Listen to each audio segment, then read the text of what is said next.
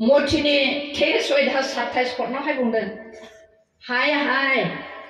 कपटिया अध्यापक आरो फरिसीবিলাক তোমালোক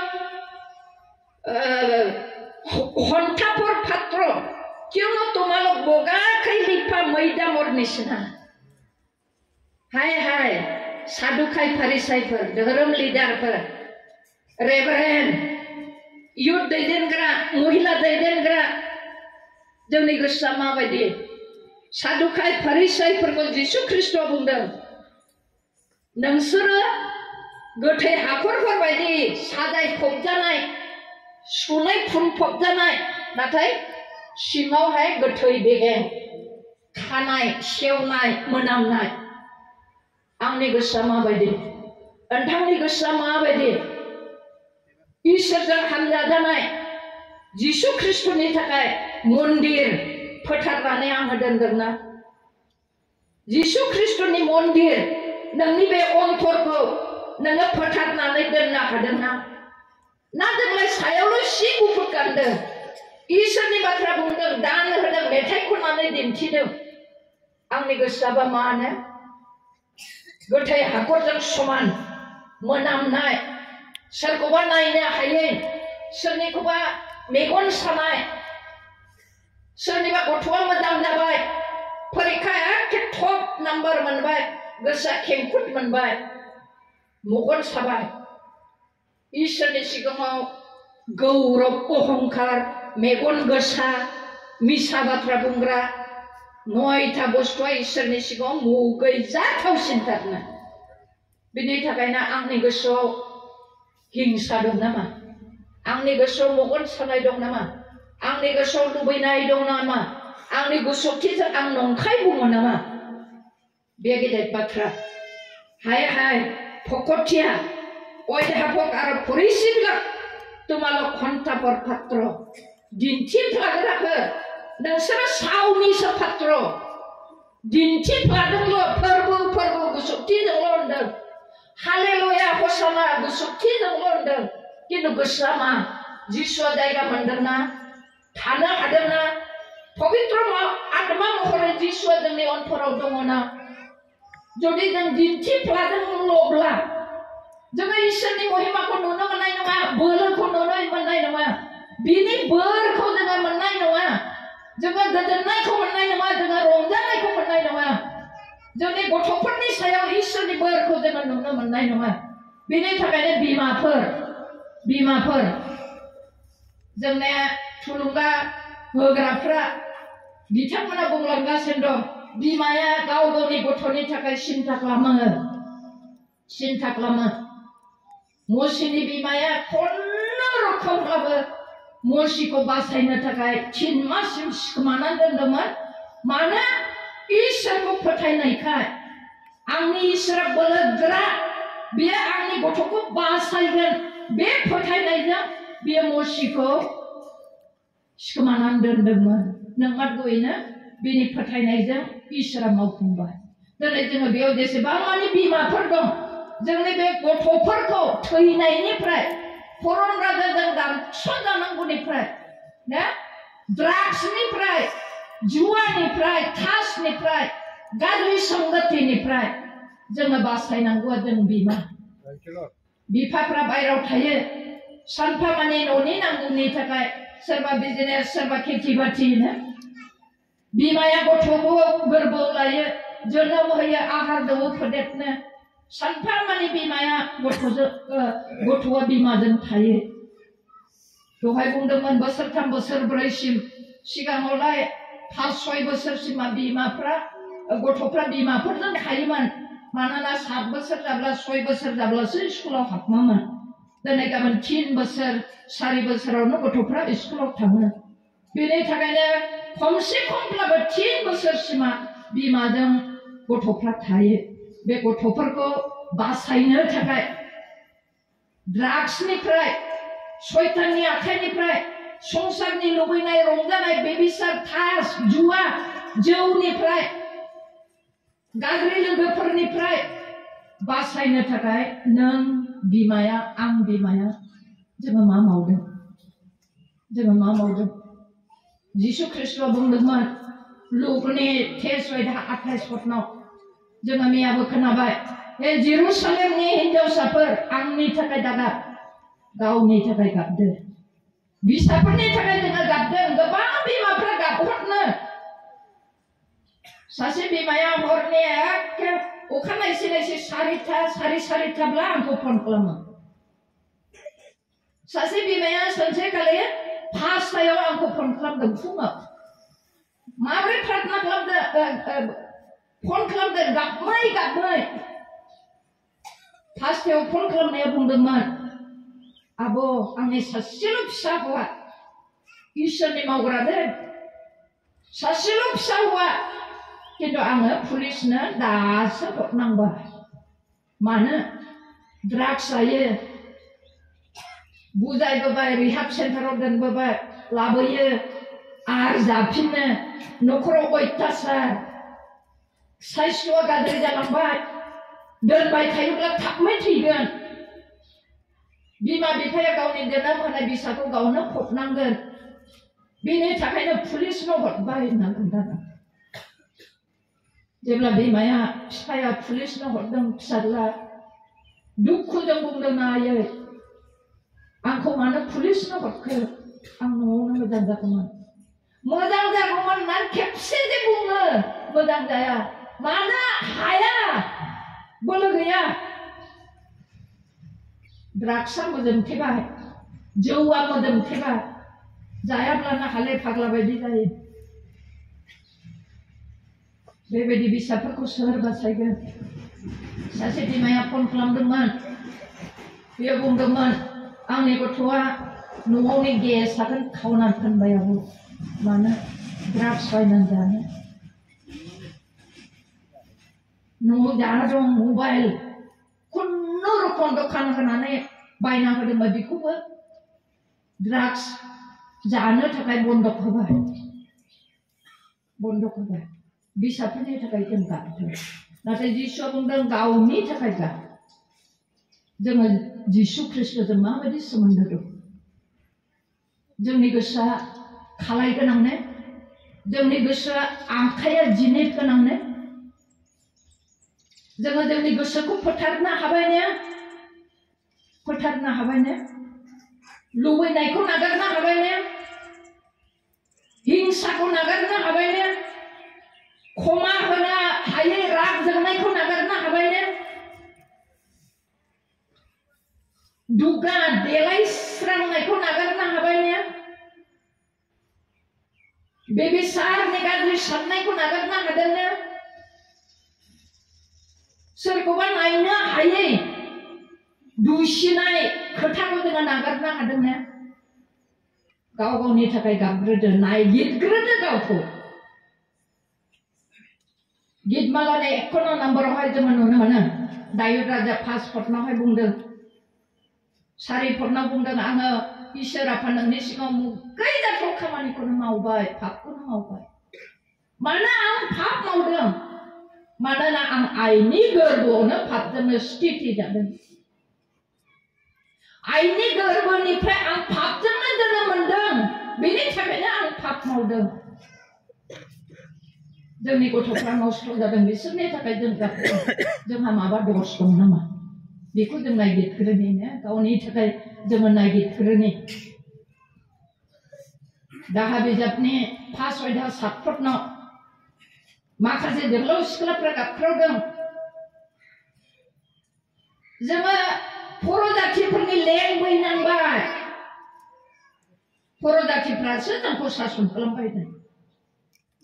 इसोर फोथायग्रा जिहुदिफोर बिसोर गाबख्रावदों बर' जातिफ्रासो इसोरखौ गियि मानसिफ्रासो जोंनि सायाव सासन खालामबाय जोंखौ गादबबाय जोंनि बिमा जोंनि बिनानावफोरखौ बिसाफ्रा लांनानै बलात्कार खालामबाय मानोना जोंनि आजै आबौमोना पाप मावलांबाय आरो बिसोर थैलांबायबो बिसोरनि मावलांनाय पापनि फिथाइखौ जों दा सैनांदों गलाम जाबाय लेखा रोङा जाबाय खामायनो बुद्धि गैया जाबाय न' बां गैया गैजायै जाबाय समाजाव सनमान गैया हुदा बिजाबावहाय बुंदोंमोन 28 अध्यायाव इसोरखौ गिग्राफोरनि बंस'आ मालाबाबो लानजाय जानाय नङा खर' जागोन किन्तु लानजायसो जोङो जाबाय मानो आजौ आजैमोननि आइ आफामोननि पापमा बेनि थाखायनो जोंनि न'खराव माबा अघटन जाथावै जाथाय जादों नामा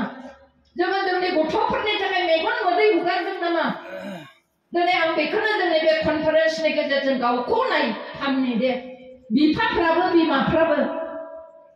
बे गिलु बालु बोथोराव आंनि न'खरा गोग्लैसोदों आंनि गथ'आ उनस्लददों आंनिसो माबा दस दं नामा जिसुखौ आं फोरबो होननानै नाजावबाय फोरबो होननानै आं बुङो मेथाइबो खनो खिन्थु आंनि गोसोआव माबा दाग दं नामा खालाय दं नामा जिनिद दं नामा आंनि आखाइखौ आङो जिनिद फोनांनानै आंनि खुगाखौ दाबो कन्ट्रल खालामाखै नामा आंनि मेगननि नोजोरखौ दाबो आं कन्ट्रल खालामाखै नामा आंनि खोमाखौ आं दाबो कन्ट्रल खालामाखै नामा जोङो नायफामनि जोंने द्वितीय बक्ता बुंदोंमोन बिमाफ्रा इसोरजों माबोरै रायज्लायनो इसोरजों गावनि गथ' गथायखौ माबोरै गथायनो खिन्थु दिनै गाबोन बिमाफ्रा मबाइलजों दिन थाङो खिन्थु जोङो जोंनि फिसाफ्रा मबाइल नायोब्ला जोङो गाज्रि मोनो गोबां बिमाफ्रा आपत्ति खालामो कमप्लेन खालामो प्रार्थना खालामनानै होदो आंनि गथ'आ ओरैबायदि माने मबाइल नायग्रा जाबाय फरायले गोसो होले मबाइल होआब्ला बुज्लायो नांज्लायो मालाबा गासैबो डिलेट खालामनानै दोनजोबो कमप्लेन सासे बिमाया बुंदोंमोन हस्टेलाव दोनदोंमोन गथ'आ मेट्रिक पास जाबाय बे बिमाया मासाव खेबसे नायनो थाङो अननायजों रान्दि बिमा बे बिमा जेब्ला नायनो थाङो फिसाज्लाया मोखांबो नायदेरना खालि मबाइल नायो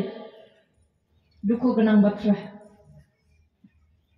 मानोथो मबाइल नायग्रा जाखो बिमाफ्रा नायोनो जोङो खोनानो मोनो डाक्टारफ्रा बुङोनो गथ'आ गोरबोआव थायोब्ला हौवासा गथ' नांगौब्ला हौवासा गथ'नि नक्सा लागायनानै दोनदो साफ्रोमबो सिखारब्लानो नुनाय बायदि हिनजावसा गथ' नांगौब्ला हिनजावसा गथ'नि फट' दोनदो सिखारग्रोमोना नुनाय बायदि मानो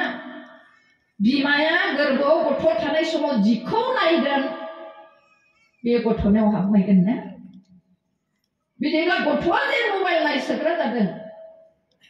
बे गथ'आ गोरबोआव थानाय समाव नों नायदोंमोन ना नायाखै मबाइला गियान होयो संसारखौ मोजोमसेल' खालामबाय खिन्थु बाहायनो रोङैयाव बियो जोंनि गथ'फोरखौ धंस' लाङो सासे गिदिर माहाजोन आं लोगो मोनदों बिनानाव मंगलथिबो दंफायोमोन बिसोरनि न'खरनि बिमाया बुंदोंमोन गथ'आ न'आवनो सिंनिफ्रायनो बाहेरायाव ओंखारनानै बिए मोजां साबजेक्ट लानानै मोजां पजिशनावबो पास जाबाय बिफानि बिजनेसखौबो दांदेरना लोगोफोरजोंबो लोगो लाया गिर्जायावबो थाङा माथो खालामो मबाइल गेलेबाय थायोनो न' सिङाव दुखुनांथाव बाथ्रा सासे बिफाया खोन्थादोंमोन गथ'आ ओरैबायदि लोगोफोरजोंबो लोगो जाले गाज्रि लोगोजों लोगो जायो होननानै जोङो माब्लाबा बुङो खिन्थु दिनै गाबोन ओरैबायदि गथ'बो ओंखारबाय लोगोजोंनो लोगो जाया रायज्लाया बाहेरावनो ओंखारना बाहेराव थाङोब्ला गाज्रि जायो होननानै जोङो बुङो खिन्थु दानि बाहेरावबो ओंखारना बाहेराव ओंखारनाखैब्ला लोगोफोरजों लोगो जायाखैब्ला बे गथ'आ मोजां ने खिन्थु बे मावदों न' सिङाव थानानै खालि मबाइलजोंल' गेलेगासिनो दं बेनि थाखायनो बिफाया मालाबा थुख्रां बाहेराव बहननानै दुवाराखौ बन्द' खालामनानै दोननानै अब्ला दान्दैसे थाबायग्लांहैयो आरोबावनो हाबनानै थाफैफिनो बेयो जोंनि बिमा बिफाफोरनि थाखाय गिदिर बिपद जोङो नुगासिनो दं बेनि थाखायनो जोङो बिमाफ्रा जुदि गथ'खौ न'खरखौ जोङो खांनांगौ फेदेरनांगौ न' बां लुनायाव जोङो हेफाजाब होनांगौ बेनिफ्राय गथ'खौ जाहोनांगौ फोरोंनांगौ जोंहा गिदिर जुदि दायित्व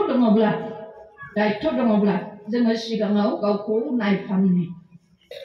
जोंनि बिमाफोरनि आखलाव माबाफोर गोरोन्थि दं नामा माबाफोर गोरोन्थि दं नामा सिमन पेटरा निराशाव गोग्लैदोंमोन मेंग्लिदोंमोन जेब्ला बेनि नावआव जिसुआ गाखोआसै अब्ला जिसुआ बेखौ साजेसन होदोंमोन बे साजेसनखौ खोनासंनानै ना सारनायाव बे साक्सेस जादोंमोन बिजनेसाव साक्सेस जादोंमोन बेबायदिनो जोंबो जिसुखौ जोङो फोरबु होननानै नाजावबायब्ला बे फोरबु थाग्रा जोंनि बे गोसोखौ जोङो माबायदि दोनदों माबायदि जिसु ख्रिस्टजों जों सोमोन्दो लादों जोङो माबोरै सोमोन्दो लादों जिसु ख्रिस्टनि रायनायखौ जोङो खोनादोंना बिनि साजेसनखौ जोङो खोनादोंना जिसुआ जे पबित्र आत्मा महरजों जोंनियाव थायो बिनिफ्राय बियो जे जोंजों रायज्लायो जोङो खोनादोंना बिनि थिननाय बायदि जोङो थाबायदोंना माब्ला जोङो खोनागोन इसोरनि जिसु ख्रिस्टनि बुंनाय बाथ्राखौ फोरोंनायखौ जोङो जेब्ला प्रार्थनायाव ध्यानाव थागोन जोङो जेब्ला प्रार्थनायाव थागोन गोसो सिंनिफ्राय जोङो इसोरजों रायज्लायगोन अब्ला जिसु ख्रिस्टआ जोंजों रायज्लायगोन बिनि रावखौ जोङो खोनागोन जोङो जेब्ला शास्त्र फरायगोन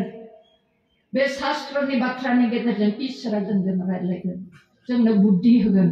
जोंनो आशा होगोन जोंनो लामा होगोन जोङो बिमाफोर बिफाफोर बेनि थाखायनो जोङो नायफामनि जोंनि बे जिउआव जों फोरबोखौथ' फोरबो होननानै बुंबाय नाजावबाय मानिबाय बेनो जिसु ख्रिस्ट मा बुंदों जिसु ख्रिस्टनि लामायाव जोङो थाबायदोंना थाबायाखै जोंनि गोसोआ दाबोनो खालाय दं नामा जोंनि आखाइया दाबो जिनित दं नामा जोङो मैयाहाय पबित्र आत्मानि सोमोन्दै जोङो नायदोंमोन जहननि 3:3 बुंदों गोदानै जोनोम मोनाब्ला बै हाजो थिखिनियाव रावबो गाखोनो हानाय नङा इसोरनि महिमाखौ बोलोखौ नुनो मोननाय नङा गोदानै जोनोम जानाय माने गोसोखौ गोथार खालामनाय आखाइखौ जिनित गैयै खालामनाय माने गोजाम आखल आखुखौ खोमसिनि आखल आखुखौ नाजावनाय बिदिब्ला बे सोलायनाय जिबनखौ जों बोरैथो मोननो जोंना संसाराव जोङो दं उसुं खाथिनि गेदेर पाप फरिखा जोंनियाव फैनाय नङा जों मानसि सिथाबनाय नङा जोङो बेबिचारबो खालामनाय नङा जोङो खावनायबो नङा नाथाय जोंनि बे गोसोआव बे ख्रिस्टियान जिबनाव दाग नांनो थाखाय जोंनि न'खराव बिसि फिसायजों रायजो जानायाव उसुं खाथिनि मानसिजों रायजो जानायाव बिजाजालि हावजालि रायजो जानायाव फिसाफोरजों बिमा बिफाफोरजों रायजो जानायाव जोंनि बे जिबनाव दाग नांगोन जों माबोरै बिदिब्ला गोदान जोनोमै जोङो थानो हागोन गालातिया 4:6 जोङो जेब्ला जिसु ख्रिस्टखौ फोरबु होननानै हामजाबाय आंनियाव फैदो फोरबो आंखौ क्षमा खालामदो होननानै जिसु ख्रिस्टनि क्रुस खाथियाव जों गावखौ गथायगोन अब्लानो बिफा इसोरा फिसा क्षमा होबाय आं होननानै बुंगोन जोंनि बिनाय गोरोन्थिफोरखौ बे गासैखौबो क्षमा होजोबगोन बिनिफ्राय मा होनो दिनैनिफ्राय आमुखि नोङो आंनि बिसाजो जाबाय होननानै बुंगोन आमुखा नोङो दिनैनिफ्राय आंनि बिसाज्ला जाबाय होननानै बुंगोन जोङो इसोर माबोरै जिसु ख्रिस्टनि क्रुस खाथियाव गावखौ जोङो गथायोब्ला आरो गावनि गोरोन्थिफोरखौ स्वीकार लायोब्ला मा होनो बिफा इसोरा जिसु ख्रिस्टनि बै बलिदाननि नामाव जोंखौ बियो क्षमा होगोन बेनिफ्राय आंनि बिसाज्ला होननानै बुंखगोन जों इसोरनि बिसाजो जाबायब्ला बिनि प्रमाण पत्र आइडेन्टि कार्ड मबे जागोन गोथार जिउ होननानै बुंदों बे गोथार जिउखौ जोंनो हरगोन बे गोथार जिउआ जोंनि गोसोआव फैगोन जोंनि जिउजों लोगो लागोन बेनिफ्राय आब्बा फित्रे होननानै जेब्लायबो गोजौथिङै सोरगोथिङैल' नायगिरगोन संसारनि रंजानाय बाजानाय समायना रमायना थाखा फैसा अब्ला नेवसिनो हागोन नेवसिनो हागोन बेनिफ्राय मा होनो बे गोथार जिउआ जोंनियाव जेब्ला फैगोन आब्बा फित्री जोंनि नोजोरा सोरगोथिङै बिफा इसोरनिथिङै जोङो जेब्लायबो थागोन अब्ला मा होनो जोंनि आत्मानि फिथाइ 9 गालातिया 5:22 पदनाव आत्मानि फिथाइ आत्मानि आखल गुन जोंनि जिबनाव नुजाफैगोन बेसो गोदान जोनोमनि फिथाइया आखला गांसेनि पितर 1:15 पदनाव बेखौ ख्रिस्टीय स्वभाव होननानै बुङो ख्रिस्टीय स्वभाव दिनै जोंनि टिमा जोंखौ बुंदों फोरबोखौ फोरबो होननानै नाजावबायब्ला बेनियाव थाबायदो बिदिब्ला फोरबोनियाव थाबायनांगौब्ला जोङो मा होनो गोदान जोनोम जानांगौ गालातिया 5:22 पदनि 9 आखल अननाय धैर्य सैसोनाय गोथार फोथायनाय बे गासै गुन 9 गुनफ्रा जोंनाव थानांगोन अब्लासो जों गोदान जोनोम जानाय जागोन गोसोआ खालाय गैयै जागोन आखाइया दिनै गैयै जागोन अब्लासो जों इसोरनि महिमाखौ नुनो मोनगोन बिनि बोलोखौ नुनो मोनगोन जोंनि न'खरनि जौगानाय गथ' गथायनि सोलायनाय जोंनि फोथायनायाव गोगोम जानाय जोङो बेखौ मोनदांनो हागोन बेनि थाखायनो बेयावनो बुंनानै दोननो थाखाय सानबाय गोलाव जाबाय अननानै क्षमा खालामगोन जोंनि मुल टिमा जोंखौ बुंदों जि फोरबोखौ फोरबो होननानै नाजावबाय बे फोरबोनियाव नोंसोरो थाबायदो माने 9 फिथाइ आत्मानि फिथाइ बे फिथाइफोरखौ जिबनाव लादो माने अनसुलि जादो सैसोग्रा जादो धैर्य हमनो हाग्रा जादो गोथारखौ धार्मिकताखौ होसोग्रा जादो फोथायसोग्रा जोङो मैया खोनानो मोन्दोंमोन जोङो जुदि बेसर बेगरनि समान फोथायनाय दङब्लाबो गिदिर हाजोखौ जोङो दावथ्रोदो बै सागराव गोग्लैहैदोंब्ला बेयाव गोग्लैगोन बेनि ओंथियाखौ जोङो जोंनि आलासिनिफ्राय खोनानो मोन्दोंमोन हाजो बायदि गोब्राब गिलिर जे जोंनि समस्या अभाब अनाथन बेमार बे गासैखौबो बे बेसर बेगर समान फोथायनायजों जोङो मा होनो देहानो हागोन बेनि थाखायनो बे आत्मानि 9 गुन जिखौ ख्रिस्टनि आखल प्रथम पितर 1:15 पदना बुंबाय बे आखलखौ जोङो गानदों खालाय गैयै गोसोआव खालाय गैयै जों जादों बेनिफ्राय आखाइयाव जिनिस गैयै जादों बेनिफ्राय जोङो मा होनो जिसुनि आगानाव जोङो थाबायदों बेनिफ्राय नांगौ मानिखौ जिसुनि नामाव जोङो बिदों अब्ला जाफुंगोन आंबो सासे निरुपाय मानसि हाद्रिबालानिफ्राय सिखारनाय 2006 सनाव आंनि मालिकआ जेब्ला थैदों जेबो गैया गय बागानबो गैया बेमार जाना गासिनो थैजोब्बाय माइया 17 मन 18 मन मोनो फिसाफ्रा 6 जन स्कुल दङ मिशन दङ बोरै सलायनाय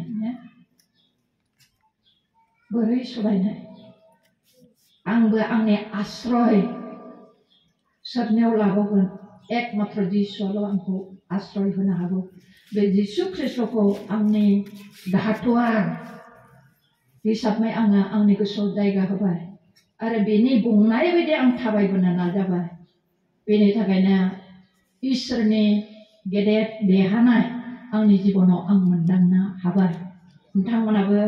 मोनदांगोन जिसु ख्रिस्ट बुंबाय जखनाव बे संसाराव नोंसोरहा दुख खस्थ' गोबां दं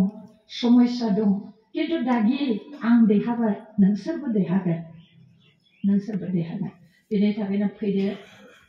जिसु ख्रिस्टनि बे बुंनाय बाथ्रायाव जोङो फोथायनि आरो जों बिनि लुबैनाय खामानि जे जोंनि जिसुनि मन्दिर बे गोसोखौ जोङो खालाय गैयै खालामनि जोंनि बे अंग प्रत्यंगनो आखाइ खुगा मेगन खोमा नोजोर साननाय गासैखौबो जोङो जिनिस गैयै खालामनो थाखाय गावखौ गथाय खालामनाय हामबायसै बिफा इसोरा